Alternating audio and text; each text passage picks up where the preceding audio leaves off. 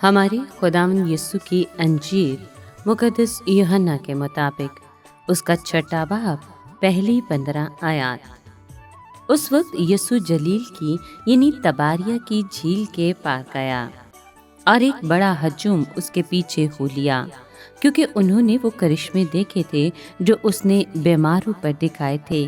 फिर यीशु पहाड़ पर चढ़ गया और वहाँ अपने शागिर्दों के साथ बैठा और यहूदियों की ईद फसह नज़दीक थी। बस जब यीशु ने आंखें उठाकर देखा कि बड़ा हजूम मेरे पास आ रहा है, तो उसने फेलबूस से कहा कि हम कहाँ से रोटी खरीदें कि ये खाएं। मगर यीशु ने उसे आजमाने के लिए कहा था, क्योंकि वो आप जानता था कि मैं क्या करने को हूँ। फेलबूस ने उसे जवाब दिया कि 200 दिनार की रोटियां उनके लिए बस न होंगी कि हर एक को थोड़ी सी मिले।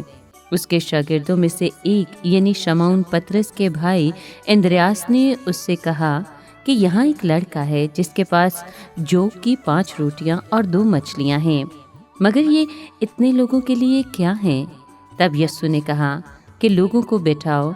चुनाचे वो बैठ गए, तकरीबन 5000 मर्द।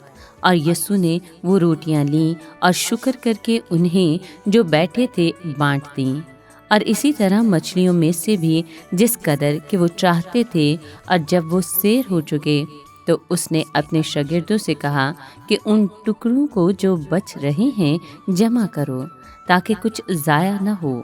सो उन्होंने जमा किए और जौ की 5 रोटियों के टुकड़ों से जो उन खाने वालों से बच रहे थे 12 टोकरियां भरीं। तब उन लोगों ने ये करिश्मा जो यीशु ने दिखाया देखकर कहा कि दर हकीकत वो नबी जो दुनिया में आने वाला था यही है।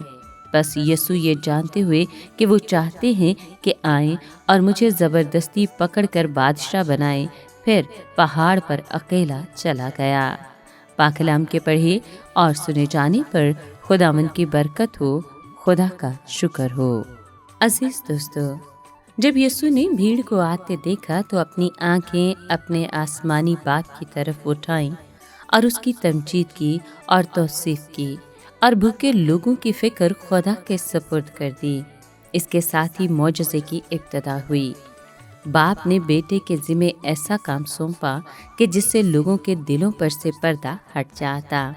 सबसे पहले जब यीशु ने फेलबूस से पूछा कि इतने लोगों के लिए रोटी कहाँ से खरीदी जाए, तब मसीह यीशु अपने शागिर्दों का ईमान परखना चाहता था कि वाकई वो बढ़ता चला जा रहा है या वो अब तक दोहरियत और दुनियावी ख्यालों से जुड़े हुए हैं। यीशु ने शागिर्दों से सबसे पहले तो ये कहा कि वो भीड़ को सलीके से बैठाएं, और उन्होंने लोगों को ऐसी तरतीब से बैठाया कि गोया कोई बड़ी तकरीब मुनक्किद होने जा रही हो। उस जगह पर हरी घास उगी हुई थी, गोया वो भीड़ में उमड़ते हुए ईमान की अलामत हो। औरतों और बच्चों के साथ 5000 लोग एक बड़ी भारी तादाद में वहाँ मौजूद थे।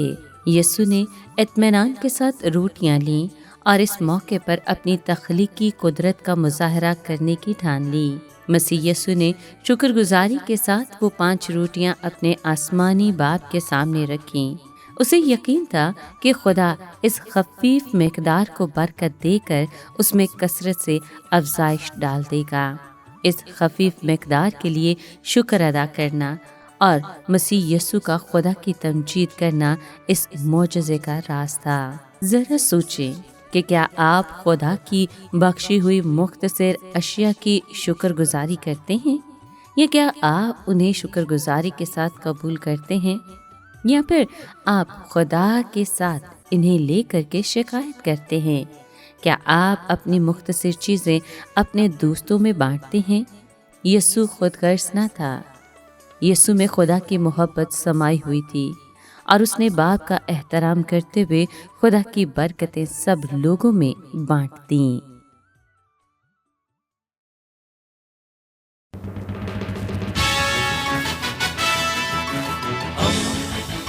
दोस्ती का पैगंबर, रेडियो वेरितास एशिया।